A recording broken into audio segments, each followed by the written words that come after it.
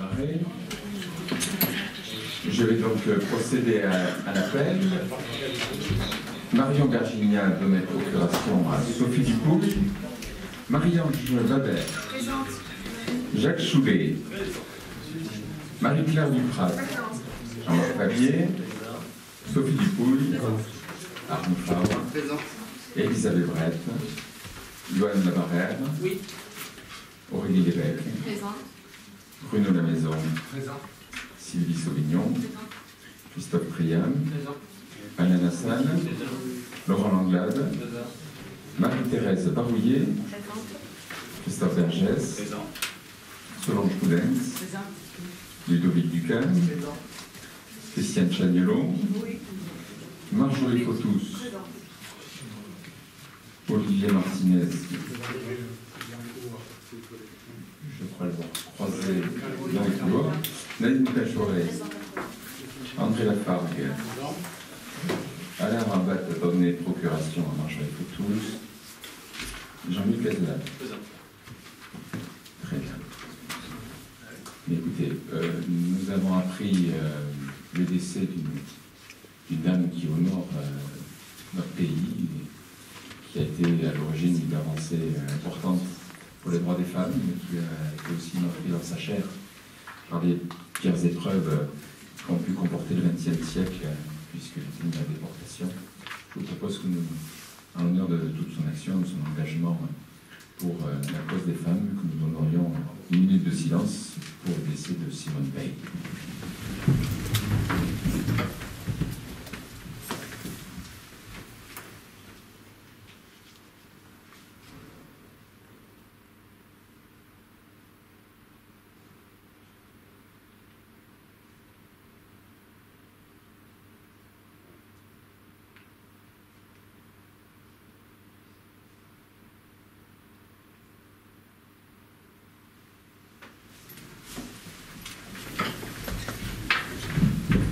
Bien, je vous remercie. Alors vous allez me dire quelle mouche a piqué monsieur le maire d'aller nous mettre un conseil municipal un vendredi juste après les fêtes. Nous avons reçu le 10 juin une information de la préfecture conviant l'ensemble des communes à délibérer avant, au plus tard, le 31 juin, de façon à élire les délégués pour le 30 juin. C'est le reste des cas. Le 30 juin pour les élections déléguées sénatoriales. C'est ce qui a provoqué cette deuxième réunion du conseil municipal ce mois-ci. Nous en avons profité pour ajouter toute une série de décisions par rapport au musée qui évolue fortement. Et donc, avant d'aborder de plein pied notre ordre du jour, y a-t-il des remarques, des commentaires par rapport au procès-verbal de la séance du 6 juin? S'il n'y a pas de remarques, nous allons procéder à son adoption. Y a-t-il des gens qui sont contre? Des gens qui s'abstiennent? C'est le procès-verbal. Bien, nous avons l'abstention personnelle de la part. Nous progressons. Nous noterons sur le procès-verbal la validation à l'unanimité moins une voix. Très bien. Il faut un leader à toute opposition en vrai. Chacun ses causes, toi c'est le procès-verbal. L'élection des délégués aux élections sénatoriales qui auront lieu le 24 septembre 2017. Je tiens donc à vous rappeler que les élections sénatoriales se font par le biais de délégués de chaque commune qui doivent être désignés par les conseils municipaux. La commune de Saint-Sever, au regard de sa population, doit désigner 15 délégués titulaires et 5 suppléants. Les délégués et leurs suppléants seront élus simultanément par les conseillers municipaux sur une même liste paritaire, suivant le système de représentation proportionnelle, avec application de la règle de la plus forte moyenne sans panachage ni vote préférentiel. Il est à noter que les conseillers municipaux, également détenteurs d'un mandat de député, sénateurs, conseillers régionaux, départemental ou territorial, ne peuvent être désignés délégués élus ou de droit par les conseils municipaux dans lesquels ils siègent.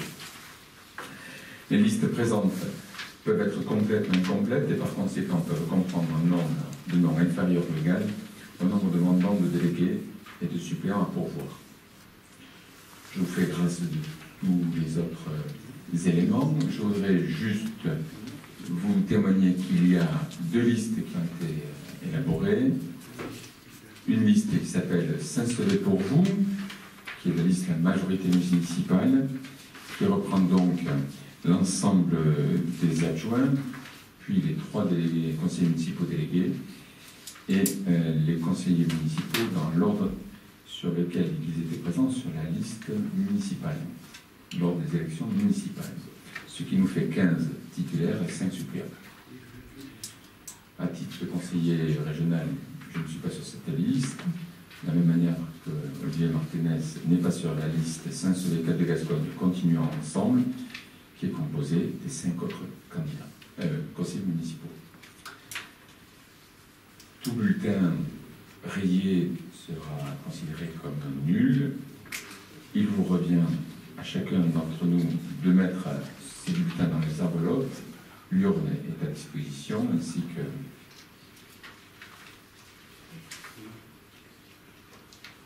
ainsi que l'isoloir.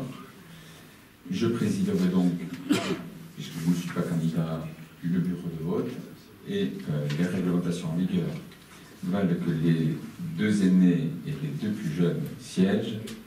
Vous chercherez qui sont les plus âgés et quels sont les plus jeunes. Il y aura donc avec moi Christiane Chernillo, Jacques Choulet, Ludovic Lecam et Yvonne Labarret.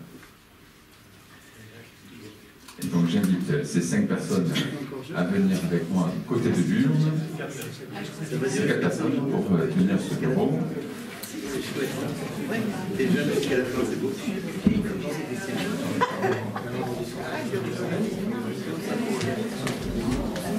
Bien. Et avancez-vous avec moi.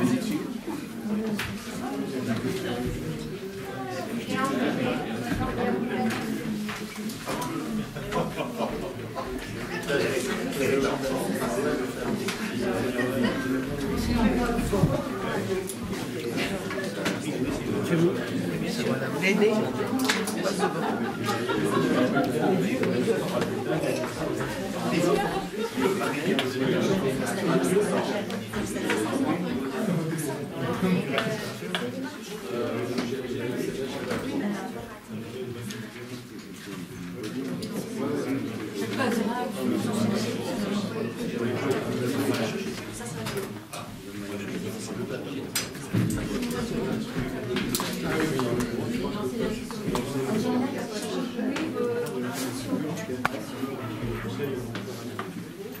J'invite Sophie Dupouille au titre de la procuration qu'elle a pour Marion Berginia. Vous êtes là pour contrôler. Elle peut voter pour elle, elle va gagner du temps. Elle peut voter pour monsieur le maire, elle peut voter pour elle, elle va gagner du temps. Effectivement, elle votera pour elle. J'invite Marion, sa mère.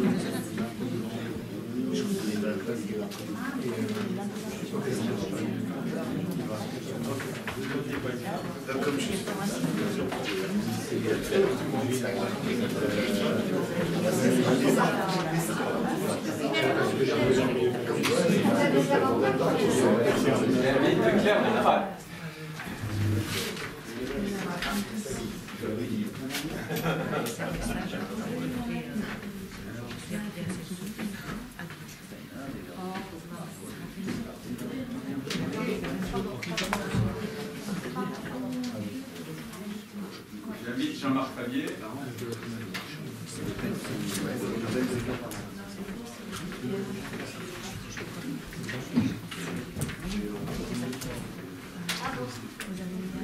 Il faut aller où? Non, je ne l'ai pas vu. J'invite Arnaud Fabre. Qu'il s'avance en marche. Voilà, ça c'est fait sur la marche. Excuse-moi. Quand on marche, il ne faut pas trébucher.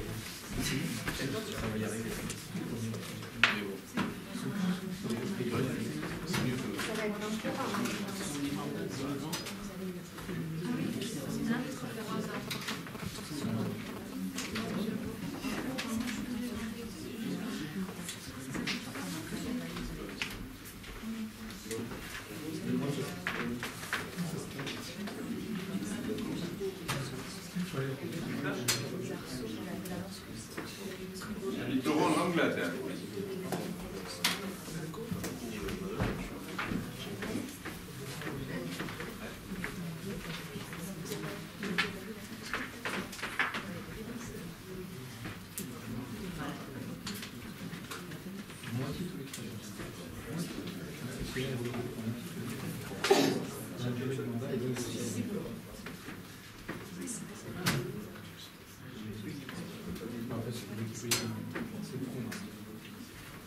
Il s'appelle Alain Lassalle.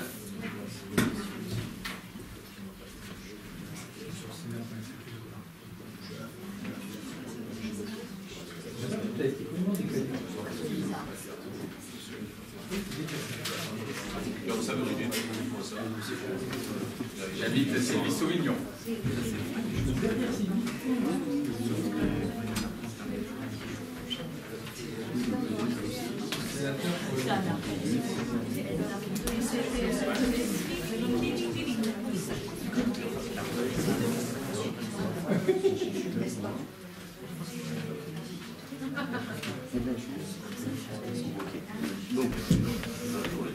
J'habite Elisabeth Brett.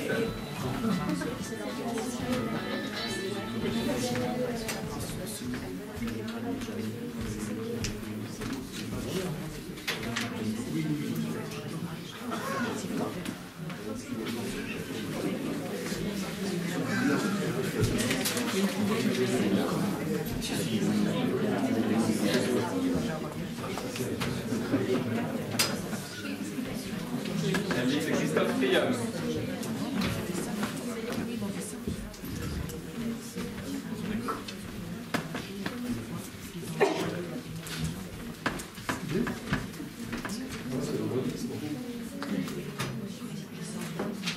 J'habite Bruno La Maison.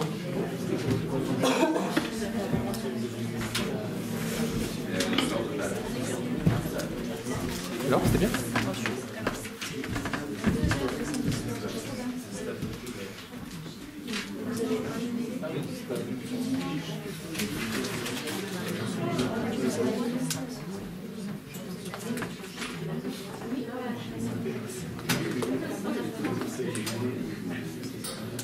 Christophe Bergès.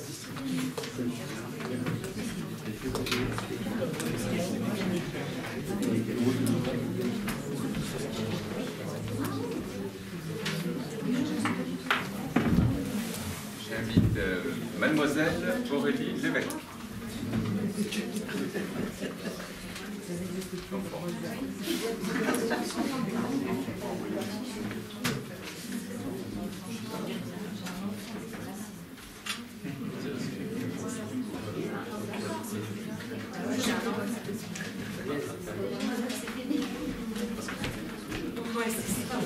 Je remercie.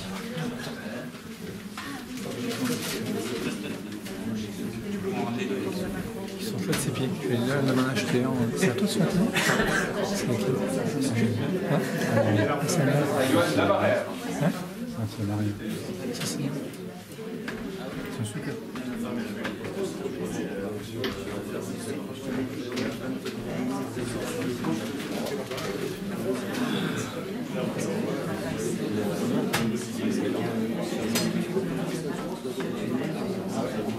Andrea Park.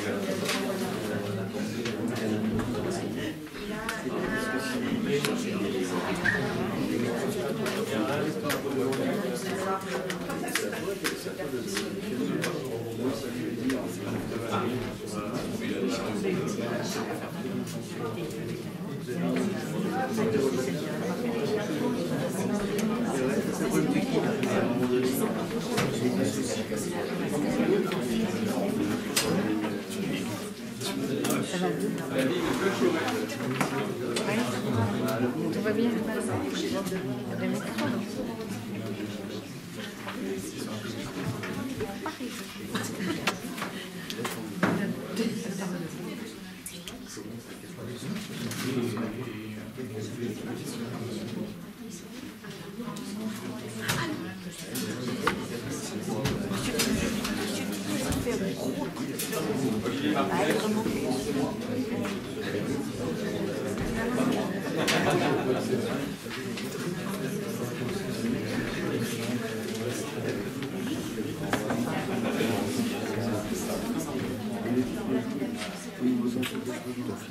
Le mec a laissé 50 tonnes de sa boîte. Il avait un appel.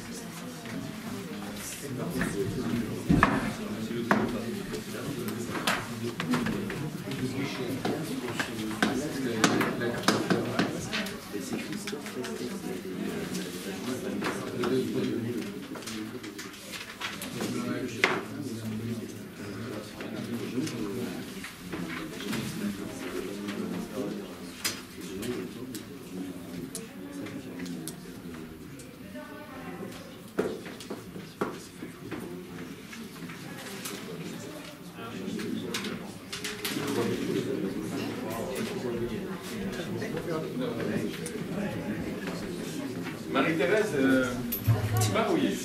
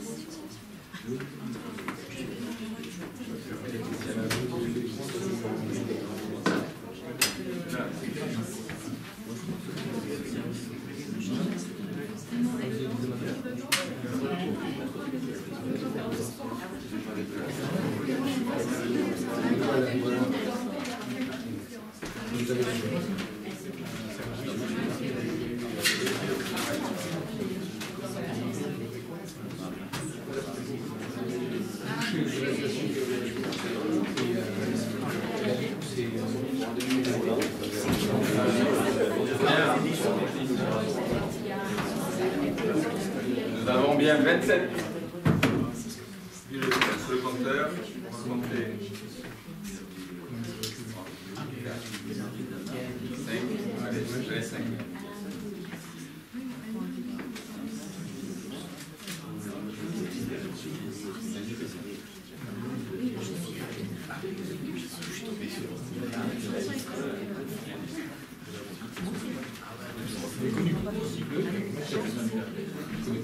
On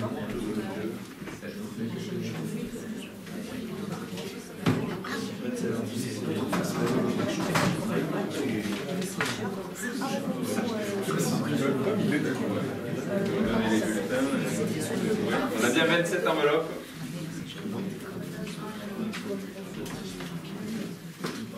Saint-Sevé pour vous.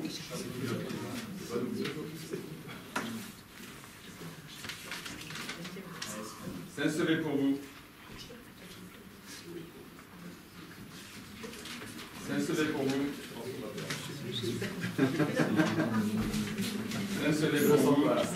Ça peut pas être dimanche de victoire, c'est dimanche. Saint-Sevé pour vous.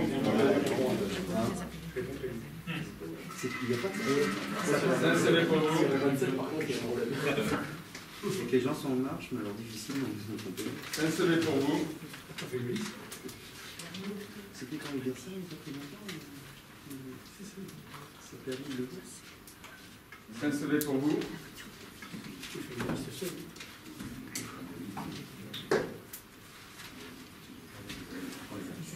Saint-Sevé pour vous.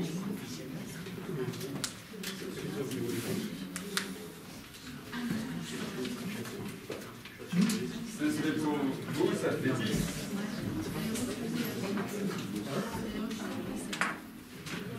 Saint-Sevé pour vous.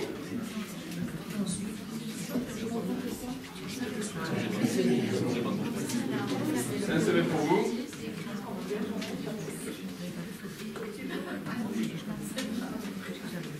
Saint-Sevé pour vous. Vous n'avez même pas voté pour vous, vous êtes juste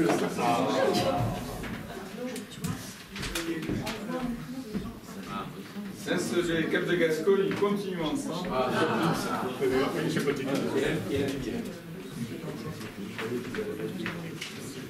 Saint-Sevé, Cap de Gascogne, ils continuent ensemble.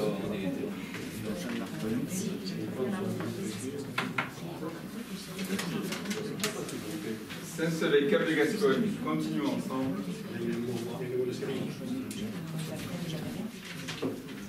Saint-Sevé pour vous.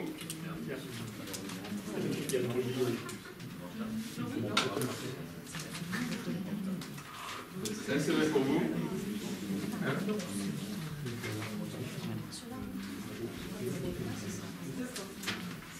Saint-Sevé pour vous.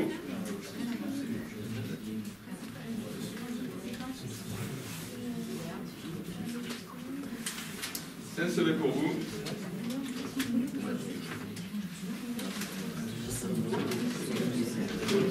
Saint-Sevé, Cap de Gascogne, continuons ensemble.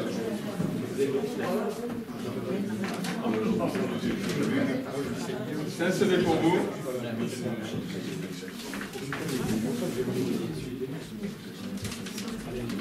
Saint-Sevé, Cap de Gascogne, continuons ensemble.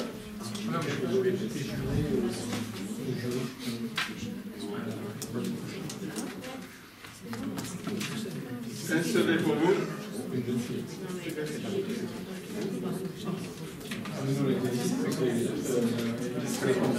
Saint-Sevé, Cap de Gascogne, continuons ensemble.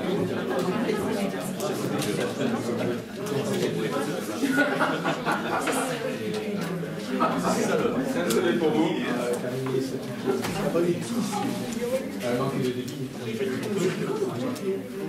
Saint-Sevé pour vous.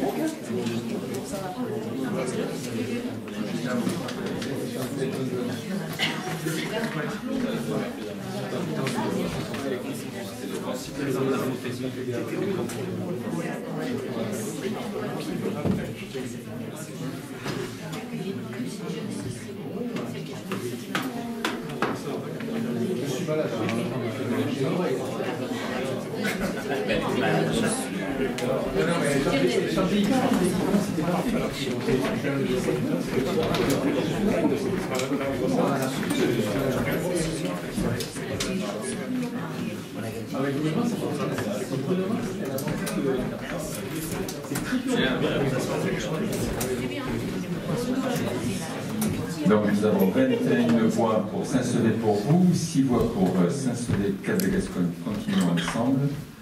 Angélina va dresser le procès verbal et nous indiquera le nombre de délégués de chacune des deux équipes. suite de ce vote. Je vous propose, pour que nous ne perdions pas de temps, que nous avancions dans l'ordre du jour. Point 2. L'enquête publique relative à la demande d'autorisation des fermes landais d'exploiter le centre d'abattage des découpes et de conditionnement des volailles. L'abattoir des fermes landais à Saint-Sevé connaît un projet d'investissement important qui consiste principalement à accroître la capacité de découpe. Malheureusement, la puissance sur l'os rôti tend à disparaître au profit de la puissance de blanc, de pilon, de wings, de cuisses. Et donc une part chaque année plus importante de poulets par spécialité en découpe. Ça faisait plusieurs années que les fermiers landais n'avaient pas engagé un projet de restructuration. Ils l'ont fait là. Une enquête publique a été diligentée, bien entendu. Il n'y a pas eu de remarques de voisinage par rapport à une nuit d'observation. Seule la CEPANSO a fait part d'une observation assez courante. Elle aurait aimé être informée plus précocement des éléments. Donc, il nous revient de délibérer sur ce qui honore la ville et ce qui porte cette entreprise dont le produit porte le nom de notre ville et participe à son aura au niveau national. Y a-t-il des remarques, des observations? S'il n'y en a pas, je vous propose que nous fassions vote. Y a-t-il des élus qui sont contre cette délibération? Qui s'abstiennent? Je vous remercie d'approuver l'autorisation donnée aux fermes landais de se moderniser et d'aller de l'avant dans cette période de reprise prioritaire. C'est une belle solidarité de notre part. Troisième point à l'ordre du jour, Hubert Baguet, figure éminente de notre commune, fondateur de la banda Los Alegres, deuxième banda la plus ancienne du département, mais également musicien émérite, ayant animé de nombreux mariages, ayant également joué pendant des années au sein de l'harmonie municipale, ayant enfin, jusqu'au dernier mois, animé sa belle trompette les cérémonies au Monument Noir. Nous a quittés malheureusement le 1er octobre 2016. Et M. Forton, président des Cadets de Gascogne, cette association ancien patronage qui chapeaute la section musicale, a souhaité, à l'occasion de la fête des Cadets de Gascogne qui a lieu ce dimanche, pour lequel vous avez reçu tous une invitation, honorer la salle de répétition de la banda auquel nous avons confié l'ancien espace jeune à l'étage de la salle annexe de la Louvière lors de notre arrivée en 2014, du nom d'Hubert Baguet, et une plaque sera posée à cette occasion.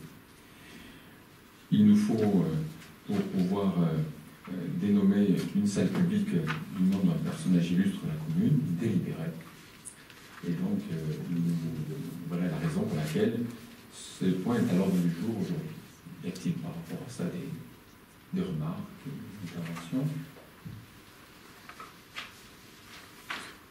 Et s'il n'y en a pas, je ne peux que vous inviter à honorer sa mémoire et sa famille de votre présence dimanche. Et donc, je vais procéder au vote. Y aurait-il des oppositions, des abstentions? Je vous remercie de cette belle unanimité. Quatrième point à l'ordre du jour. C'est à 12h30.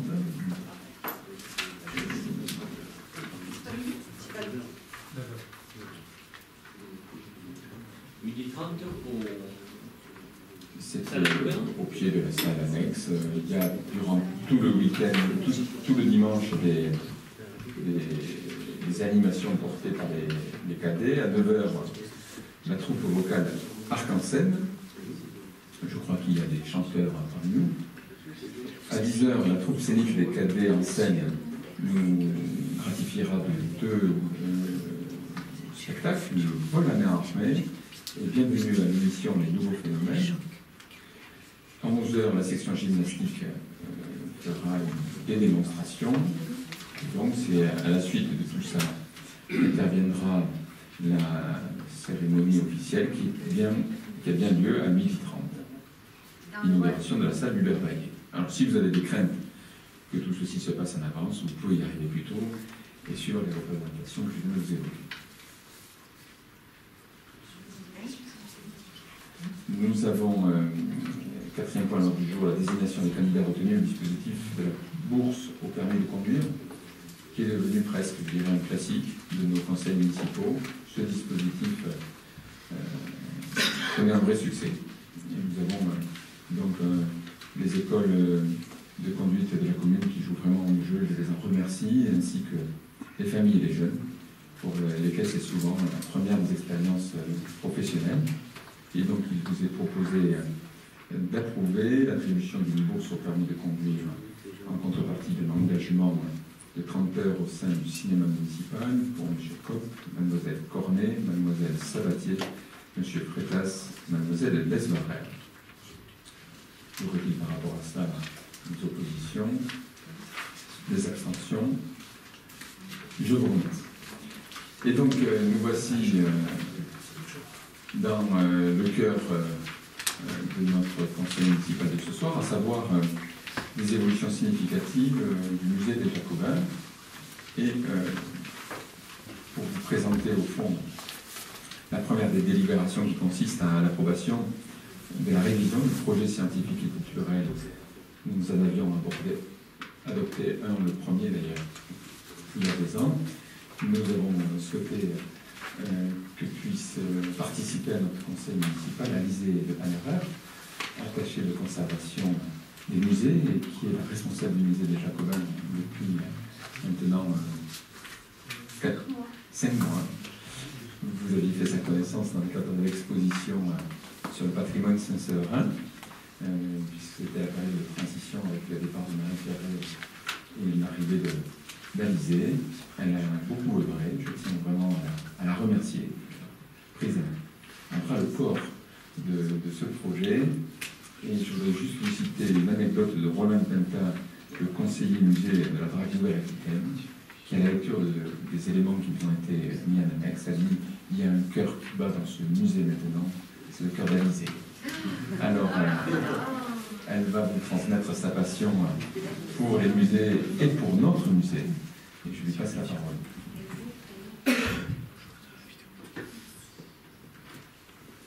Bonsoir à tous. Alors effectivement, le musée des Jacobins est une étape importante de sa vie de musée, puisque le PSC vient d'être revu, réactualisé. Alors, la rédaction d'un projet scientifique et culturel, donc PSC, c'est une obligation légale pour tous les musées qui sont labellisés Musée de France, donc, comme notre institution Saint-Séverine.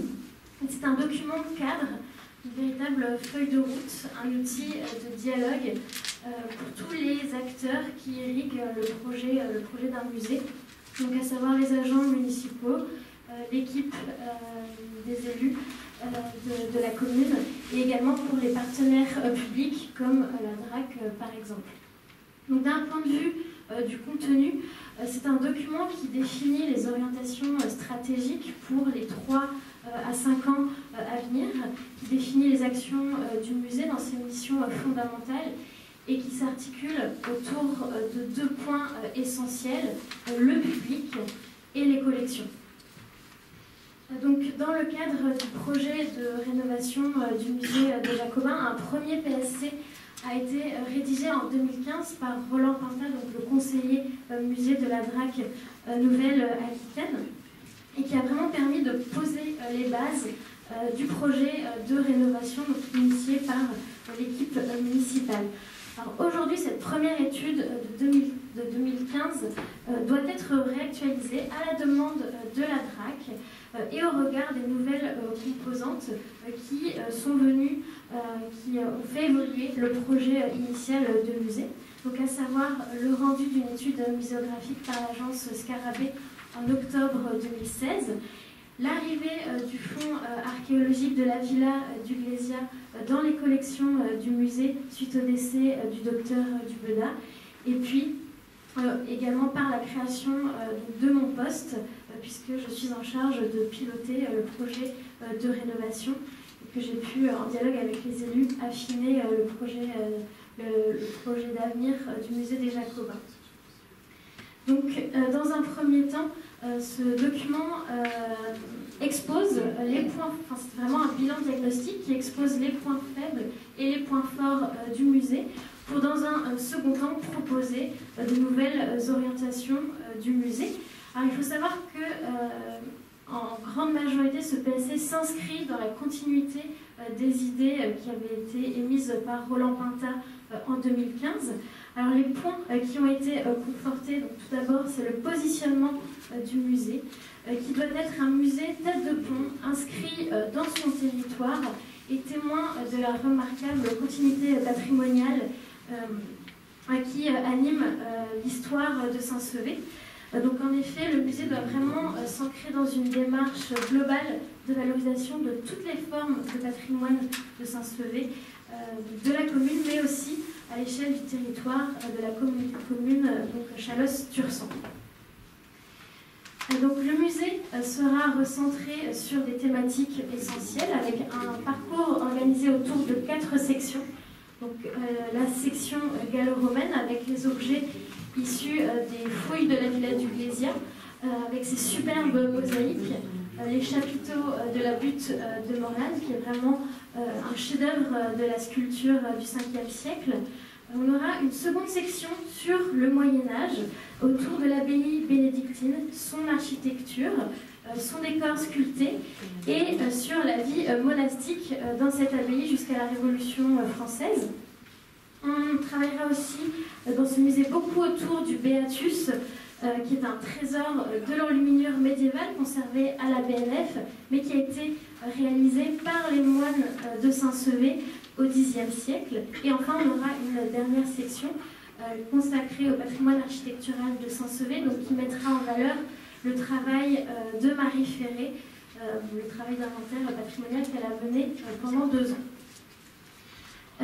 Ce PSC met en avant la nécessité également de rénover les espaces afin que le cloître constitue un nouvel écrin qui soit adapté à l'accueil du public et à la bonne conservation des collections. On a également, alors voilà pour les points qui ont été confortés, on a également élaboré de points plus novateurs qui ont été affinés, qui font un petit peu évoluer le projet. Alors déjà, un changement de nom pour cette institution, donc le musée des Jacobins. C'est un nom qui existe déjà dans le panorama muséal français. On a une institution à Toulouse qui porte ce nom, également à Auch, qui nuise, dont la formule en fait nuit à la lisibilité de notre musée.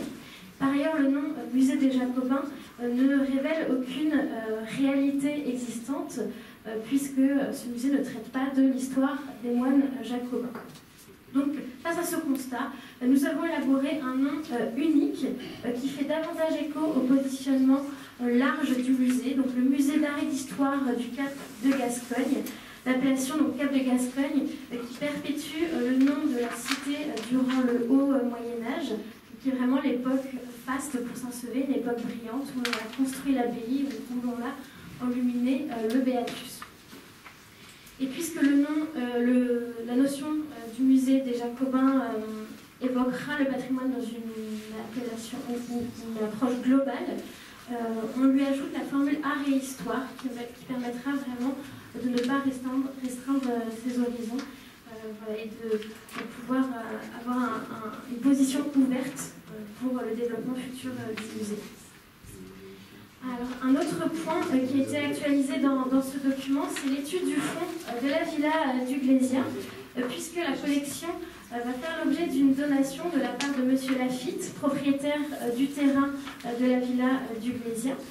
Alors, le projet de valorisation de ce fonds s'est fait en partenariat avec le service régional de l'archéologie, qui s'intéresse énormément à notre fonds, qui a un très beau potentiel à la fois artistique et historique, et notamment grâce à Léopold de Morel, qui est un conservateur spécialiste de la Gaule romaine.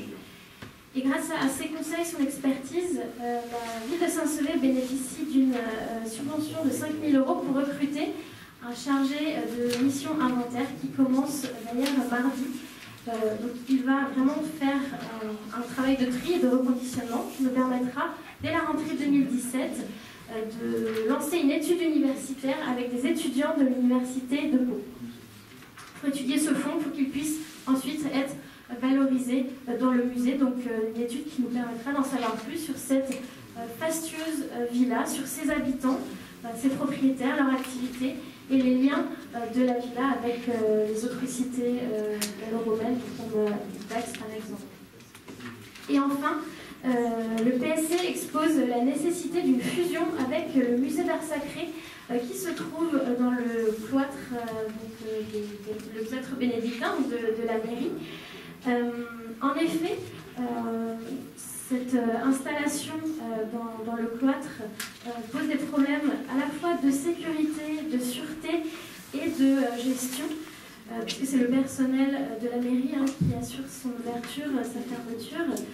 Et puis, dans un musée qui a le petit défaut d'avoir des collections qui sont restreintes, on ne va pas... On accueille à bras ouverts ce fonds d'objets d'orfèvrerie, cette chasse reliquaire baroque magnifique qui viendra alimenter le discours sur l'église abbatiale. Voilà pour les points essentiels de ce document qui sera ensuite transmis à la DRAC pour validation. J'en profite pour vous rappeler l'ouverture du musée, en tout cas son inauguration jeudi à 18h, le 6 juillet. Voilà, nous vous y accueillerons avec plaisir pour découvrir la première étape de ce projet de rénovation en partenariat avec l'Office du tourisme et la médiathèque.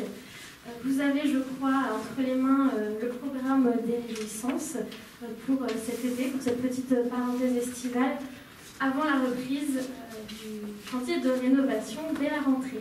Je vous remercie.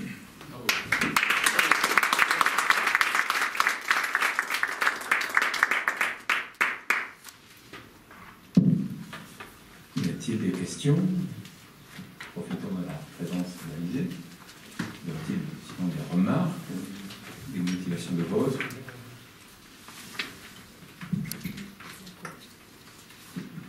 L'effectivité du nouveau. Simplement, je veux faire une observation que j'ai déjà faite en partie en comité consultatif patrimoine de mardi. Je veux saluer, je vois que c'est Alizé de Palereur qui a rédigé ce document. Je dis que c'est un document qui est, je suis peut-être un des rares à l'avoir lu, je l'ai lu, et même 2 fois. Donc, je l'ai lu plusieurs fois. Jean-Marc, voilà. Rassure-toi, André, on y est même avec Jean-Marc. Apporter quelques touches, modifications. Je n'ai pas dit le seul, des rares qui l'ont lu, et j'ai même lu 2 fois. Donc je voulais saluer ce travail qui est un travail, parce que pour moi, qui suis largement profane en matière de patrimoine, c'est un document, une pièce qui est quand même bien documentée, qui est pédagogique, où, même le profane que je suis, réussi à trouver une trame. Donc, je voulais féliciter à nouveau Alizé.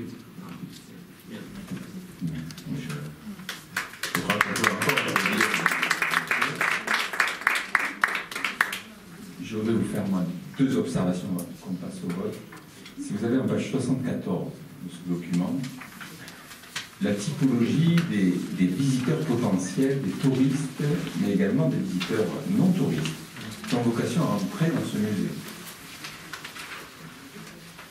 Nous avons 3 catégories de personnes qu'un musée doit attirer. À la fois les touristes en séjour, c'est la première des 3 catégories, et là on vise principalement le tourisme vert de l'intérieur. Tous ceux qui sont dans l'intérieur des Landes ont vocation à venir visiter ce musée. On vise plus particulièrement également les curistes, les gens qui restent 3 semaines à Dax ou à Eugénie ont vocation dans ces 3 semaines à venir au musée. Et enfin, c'est souvent ceux qu'on vise en premier, c'est la 3e des catégories, les touristes qui sont sur la côte, mais pas n'importe lesquels parmi eux, les Français qui y séjournent chaque année. Quand vous venez à Mimizan pour la 2e, 3e, 4e année, un jour où il ne fait pas très beau, alors qu'est-ce qu'on peut voir dans l'intérieur des terres? Ils ont vocation à venir à ce musée. La 2e des niches, c'est la proximité. Un musée, ce n'est pas simplement du tourisme, c'est aussi de l'éducation populaire à la culture et à la connaissance du territoire. En ce sens-là, nous visons les groupes scolaires et les centres de loisirs. Plus besoin d'aller visiter Rome pour découvrir le monde gallo-romain. Il faudra venir à Saint-Sever. Pas besoin d'aller visiter Notre-Dame de Paris pour découvrir l'art gothique. Nous avons des éléments gothiques à Saint-Sever, ainsi de suite. Et donc vis-à-vis des scolaires, par rapport aux différents programmes, il y a un fort enjeu. C'est également les habitants de la localité des agglomérations voisines. Nous avons, dans un périmètre de 45 minutes, près de 200 000 personnes qui ont vocation tôt ou tard à venir pour une expo ou pour une collection permanente. Et nous avons aussi des niches. Le Beatus, il est unique. Il y a une clientèle de passionnés de patrimoine qui peut faire 200-300 km pour aller voir quelque chose d'unique. C'est la vocation de Saint-Sever d'aller chercher cette clientèle-là. Et enfin, nous avons les pèlerins de Saint-Jacques. Tout ça pour vous dire que je pense que nous pouvons, au travers de la culture, du patrimoine, attirer sur Saint-Sever une vraie dynamique, une vraie attractivité. C'est un des enjeux forts. Je voudrais, en conclusion, avant que nous passions au vote, dire que lorsque nous avons fait le choix d'arrêter la délabellisation du Musée de France, qui avait été demandée par l'ancienne municipalité, pris une décision majeure. Jamais nous n'aurions conservé ces collections si nous n'avions pas fait le choix de rester Musée de France. Jamais nous n'aurions récupéré les fouilles de la Villa Glésia, obtenu le soutien de la DRAC, de l'Université du Pays de l'Adour, si nous n'avions pas fait le choix d'être Musée de France. Il y avait là une erreur stratégique, c'est une rupture forte qui a été marquée.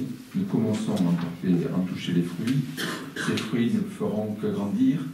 Et pour cela, nous avons une personne qui est là parmi nous, et c'est un enjeu fort pour notre commune, juste augmenter la masse salariale, mais ce travail n'aurait pas été fait sans une augmentation de la masse salariale, parce que nous n'aurions pas pu avoir le travail d'Alizé Le Paneraire. Je veux la remercier de nouveau. Et donc nous allons passer au vote. Oui. Vous avez une certaine proportion, oublié le département. Je vous rappelle que l'accompagnement se fait aussi avec le conseil départemental des Landes, puisque madame est venue voir le conservateur, je l'en remercie, et qu'effectivement nous allons pouvoir donc accompagner ce projet au niveau du département, comme nous avons toujours fait des accompagnements en matière patrimoniale, comme on l'a vu pour l'église. Sur ce point-là, vous êtes en retard par rapport à la région qui a déjà donné 50 000 euros. Monsieur Posa, il ne faut pas jouer avec ça. Vous sollicitez des subventions. C'est vous la plus élémentaire des politesses, c'est quand même de reconnaître que vous avez des cofinanceurs qui ne se dédient pas, qui font le travail. Vous êtes au courant que la semaine dernière, on a voté 60 000 euros pour l'abbatiale. D'accord? Mais je n'attends pas de remerciements de votre part, mais un peu de décence. Ce dossier est un bon dossier, nous allons l'accompagner, nous avons quelqu'un de compétent dans les murs pour pouvoir le faire. Vos petites guéguerres politiciennes n'ont pas lieu d'être ici. Monsieur Martinez, gardez votre calme. Ça commence. Au vote du budget, vous nous avez dit le département a plus subventionné que la région, sous-entendu. Comme on était en retard, je remarque que là, vous êtes en retard, ce qui est une forme de boutade, il ne faut pas le prendre comme ça. Mais, donc je reprends l'avantage avec mes 60 000 de la semaine dernière. On va faire la course comme je veux. Prévu cette année, vous soyez en retard. Mais vous pouvez vous rattraper avec des nouveaux dossiers. Mais je voudrais revenir que les bons projets sont soutenus par les financeurs publics. Le chef de file en matière, c'est la DRAC. Mais je veux revenir sur un sujet.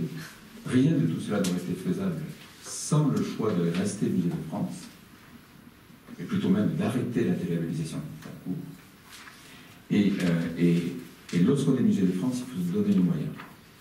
Et de recruter l'attaché de conservation à l'échelle de notre petit territoire, c'était un acte fort.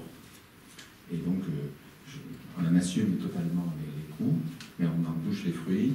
Je crois qu'au fond, nous avons vocation à devenir un pays d'art et d'histoire. Et c'est la vocation de Saint-Sever d'être le chef de file en matière. Ce musée servira aussi de siècle. Nous avons ici même notre petit patrimoine.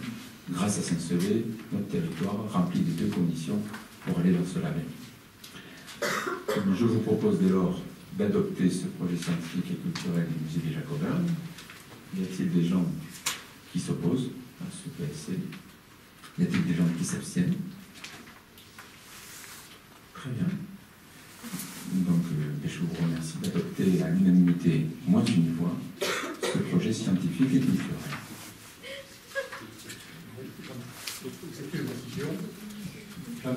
bien avant. J'ai tout à l'heure dit que j'avais apprécié la teneur du document. Ce document m'a permis m'a beaucoup éclairé. C'est pas parce que j'ai apprécié le document que je partage tout ce qui est écrit dedans. Et donc je la liberté de vote. C'est pour ça que je redis, ce document est un document de qualité. Maintenant, je vous demande de respecter mon vote. Mais André, j'y trouve même une cohérence. Tu fais partie de la majorité qui a voté pour l'arrêt du musée, qui a demandé au ministère de la Culture la délabellisation. Donc, quelque part, le fait que tu refuses de nouveaux projets scientifiques et tout ce qui se fait, c'est une cohérence par rapport à l'action que vous avez menée pendant 2 mandats. Nous allons passer maintenant au point suivant, la décision modificative sur le budget de la ville, qui vous a été, d'ailleurs vous avez une version sur table, il y avait un problème d'addition sur un total. Donc je vous invite à prendre celle qui est sur table. Je vous ai évoqué un musée, ça peut apporter beaucoup à une ville. Apporter beaucoup en attractivité, en activité économique au travers du tourisme. Elle est celle aussi qui transmettra la culture et la passion à nos enfants. Il faut que nos enfants, au travers de l'exposition qui a eu cette idée, ils ont découvert qui était Saint-Sever, pourquoi cette ville s'est créée là, comment elle s'est développée. Et je trouve que c'est très important cette transmission. Pour autant, le musée, c'est aussi un budget. Et donc, il vous est proposé 2 choses qui sont complémentaires. La première, c'est la 6e délibération. Nous allons sortir du budget principal. Toutes les dépenses de cette année qui sont liées à l'exposition et au musée ensuite. Et nous créons donc un budget annexe, musée des Jacobins, qui aura vocation, lorsque la validation aura été donnée par la DRAC, de changer de nom. C'est des démarches qui supposent une validation au niveau national. Ce musée d'art et d'histoire du Cap de Gascogne a 2 vertus. Elle nous ouvre sur l'ensemble de la Gascogne, dont Saint-Sever fut la capitale pendant des siècles et demi. Et donc ça rend le propos muséographique ouvert à toute la Chalosse sur Sambre, mais elle nous ouvre aussi sur l'art. Je crois que les Jacobins ont vocation à la fois être un lieu de patrimoine, mais aussi de création moderne, d'accueil d'art actuel. Et donc la chance que nous avons en ayant une attachée de conservation, c'est aussi la possibilité d'être en lien avec ces réseaux-là. Donc ce budget, il met en exergue un investissement conséquent sur cette année, un investissement sur le musée, que vous aviez déjà trouvé, avec des participations importantes de la DRAC à hauteur de 30 000 €, de la région à hauteur de 50 000 € et du département à hauteur de 27 500 € sur 2 dispositifs, l'un par rapport au musée d'investissement et l'un par rapport à l'expo en fonctionnement. Vous retrouvez dans la section fonctionnement des dépenses et des recettes. Or, qu'est-ce que c'est que les 2 340 € d'autres marchandises? C'est la vente de tous les livres sur Saint-Sever et Cap de Gascogne, ce livre qu'a écrit Marie Ferré et qui a été vendu au travers de l'exposition du mois de mars. Sur le reste, on retrouve les salaires d'Alizé, des jeunes de cet été qui vont travailler sur le nettoyage de la collection du Bénin. Et donc, si vous prenez le point suivant sur le budget annexe, vous retrouvez les mêmes chiffres, mais qui sont légèrement augmentés sur 2 points. Le premier, c'est la masse salariale, avec un archéologue qui va superviser le travail de tri et de nettoyage de la collection de la Villa Glésia, pour un montant de 4 800 €, qui est pris en charge à hauteur de 5 000 € par la DRAC, puisqu'ils financeront aussi les postes des jeunes qui, pendant 1 mois et demi, de jeunes aideront à tout ce tri, tout ce rangement, tout ce nettoyage. Nous avons également, dans ce budget annexe, prévu des recettes, même si l'entrée sera gratuite cet été, il y aura une urne pour inviter les visiteurs qui seront heureux à faire un don. Il y aura aussi des visites guidées, on le verra en dernier point. Nous attendons 2 655 € de ces recettes-là qui sera intégralement reversées à l'investissement pour poursuivre la rénovation de notre musée. Voilà les points principaux qu'il y a dans ces éléments à caractère financier. Y a-t-il des questions par rapport à ces éléments-là? Juste un petit complément. Au niveau des remboursements de rémunération sur personnel, il y a une participation de l'Office du tourisme à la rémunération réalisée, puisqu'il y a 2 tiers pour la mairie et 1 tiers pour l'Office du tourisme. Oui, c'était important de le rappeler, merci Jean-Marc. On avait déjà délibéré là-dessus, puisqu'Alizé a un travail spécifique sur le musée, mais aussi d'animation de patrimoine à un horizon plus large, qui bénéficie au tourisme et donc est pris en charge par l'Office du tourisme. Y a-t-il des questions par rapport à ça? S'il n'y en a pas, je propose que nous passions au vote du point 6, décision modificative numéro 2 du budget ville. Y a-t-il des gens qui s'y opposent? Des gens qui s'abstiennent? Je vous remercie de cette adoption à l'unanimité. Sur le budget annexe, musée des Jacobins,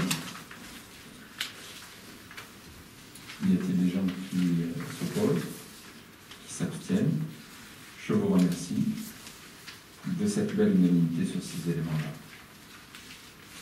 Vous retrouvez au 8e point à l'ordre du jour la création d'un emploi temporaire d'assistant de conservation du patrimoine spécialisé en archéologie. On a la chance d'avoir une ressource locale, puisqu'il habite à 20 km de chez nous, et qui a travaillé dernièrement sur plusieurs villas gallo-romaines des environs. Tout ce travail, comme l'a évoqué Alizé, donnera lieu derrière à un travail de 2 masters de l'Université des Pays de la Dour, sous la supervision de François Richin, professeur en archéologie romaine et histoire ancienne de l'Université de Pau et Pays de la Dour. Le but, au fond, c'est au-delà de la beauté des œuvres. Vous verrez le 6 juillet une Vénus, une représentation féminine qui est issue probablement des termes de cette villa du Clésia, de comprendre la vie des habitants sur ce territoire. Qu'est-ce qu'on y produisait, avec qui on échangeait, quelle était la spiritualité, le mode de vie. Et tout ça, c'est l'orientation qui est donnée dans ce projet de recherche, pas simplement de mettre en exergue la beauté des objets, des mosaïques, par exemple, mais également de mieux comprendre nos aïeux sur ce territoire. Y a-t-il, par rapport au fait que nous recrutions pour 2 mois cet archéologue, des oppositions? 2 mois. En fait, c'est en juillet-août qu'intervient le travail, et en septembre, les jeunes étudiants pourront commencer l'analyse du fond. Des oppositions, des abstentions? Je vous remercie. Nous aurons donc 4 jeunes de la commune qui auront la joie de participer à ce travail archéologique encadré par cette personne et sous la supervision d'Alizé. 9e point à l'ordre du jour, la prise en charge par la DRAC de cette mission. Je remercie profondément M. Morel du service archéologie de la DRAC qui, suite à une réunion qui a eu lieu au mois de mai, au travail obstiné de Alizé à trouver un fonds exceptionnel en cours d'année pour financer ce projet et qui nous permet d'avancer plus vite que prévu là-dessus. Y a-t-il des oppositions, des abstentions? Je vous remercie. 10e point, le musée est en cours de rénovation. Vous verrez les 2 ailes refaites. L'aile d'accueil, on a refait le plancher, tout l'éclairage, et l'aile nord contre la chapelle, mais une partie du musée reste à refaire. Il paraissait dès lors difficile de faire payer. On doit avoir des visites guidées qui sont mises en place. Et donc, on invite les amoureux du patrimoine et de la culture qui viendront dans ce lieu à faire un don en sortant. Et donc, il faut une délibération pour mettre en place cette urne. Y a-t-il par rapport à ça des oppositions, des abstentions? Je ne peux que vous remercier et vous inviter dès le 6 à l'inauguration à prévoir la pièce de 2 €, pourquoi pas le billet de 5 ou de 10, L'urne sera en place. Alors, si M. Martinez veut donner des chèques à 3 ou 4 chiffres, on fera des reçus fiscaux. Et l'occasion pour moi de rappeler d'ailleurs que, par l'intermédiaire de Jean-Marc, nous avions reçu au titre de l'abbatiale un don il y a 2 ans conséquent, qui était de 10 000 €. Du rassurement. C'est toujours le même montant là. Oui, c'est tout. C'est pas un autre, c'est pas 10 000 et puis 10 000. Malheureusement. Tu peux rester anonyme. Ancienne pas lors des échanges. C'est l'avant-dernier, l'approbation de la convention de partenariat entre l'Office du tourisme Chalosse-Tursan et la ville de Saint-Sever. Vous avez la dernière version sur table aussi, puisqu'on a rajouté les durées, les délais, les conditions de rupture. Les dons de l'urne seront reversés à 100% à la ville, puisqu'elle est propriétaire des locaux, elle assume les investissements de mise en valeur de ce musée. L'Office du tourisme assurant le personnel de visite et d'accueil bénéficiera de 50% de visites guidées. Et donc tout ceci est formulé dans cette convention, ainsi que les tarifs de toutes les visites individuelles en hors-saison, collectives, et l'occasion pour moi de rappeler que les visites scolaires se font à un tarif tout à fait minoré, 1 € hors communauté des communes Chalosse-Tursan, et gratuité pour toutes les écoles de la communauté des communes de Chalosse-Tursan. L'occasion également pour moi de vous dire que les enfants de moins de 10 ans pourront entrer à tout moment gratuitement dans ce musée, y compris en hors-saison. Y a-t-il par rapport à cette convention des questions, des oppositions, des abstentions? Eh bien, je vous en remercie. Dernier point à l'ordre du jour, la délimitation de la zone tampon autour de l'abbatiale de Saint-Sever au titre de l'UNESCO. Peut-être que Jean-Marc peut dire quelque chose de particulier. Vous savez que l'AVAP avance. L'enquête publique vient de se terminer aujourd'hui. La CLAVAP se réunira d'ici le 14 juillet pour approuver la mise en place de cette servitude d'utilité publique. Et nous aurons sûrement au courant du 3e trimestre définitivement le label site patrimonial remarquable. N'oublions pas non plus que 2018 sera l'année des 20 ans du classement à l'UNESCO de notre abbatiale au titre des chemins de Saint-Jacques comme grand site. Les chapelles hautes au-dessus des voûtes sont quelque chose d'unique. Son plan, qui est l'un des 2 derniers témoignages de la 2e église de Cluny, qui était la plus grande du monde à l'époque, et un caractère unique, et c'est à ce titre que l'UNESCO a classé comme grand site notre abbatiale. Il nous revient de légiférer sur la zone de protection qui entoure les monuments classés à l'UNESCO. Rien de neuf sous le soleil, elle reprend souvent les périmètres, les classements des monuments historiques. Y a-t-il par rapport à cela des oppositions, des abstentions?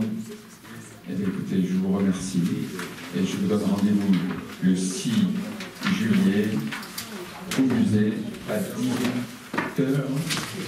Ah oui. Et dans le cadre de l'UNESCO, il y a l'exposition sur le chemin de Saint-Jacques. Effectivement, tout cet été, dans le cadre de l'UNESCO, dans le cloître de l'abbaye bénédictine, qui jouxte la ville, nous aurons une exposition sur les chemins de Saint-Jacques, avec le concours de service de l'inventaire de la région. Je vous annonce les résultats. L'opposition aura 3 délégués, la majorité 12 délégués conformément au vote proportionnel. Nous aurons également un suppléant au sein de l'opposition, 4 suppléants au sein de la majorité. Et donc, les noms des élus sont donc Marion Bergignac, Jacques Choulet, Marie-Ange Babert, Jean-Marc Fabier, Claire Duprat, Arnaud Favre, Sophie Dupouille, Laurent Langlade, Elisabeth Brett, Yoann Le Barrère, Aurélie Lévesque, Bruno Lamaison, avec comme suppléant Sylvie Sauvignon, Christophe Priam, Solange Coudens et Alain Lassalle, Et pour la liste Saint-Sever-Cap de Gascogne, nous avons 3 titulaires, Marjorie Fautus, Alain Rambat, Nadine Pinchoret, et comme suppléant, Jean-Luc Casemel. Je vous souhaite une bonne soirée. Je vous souhaite de bien récupérer les fêtes qui ont connu une affluence record et qui se sont déroulées sans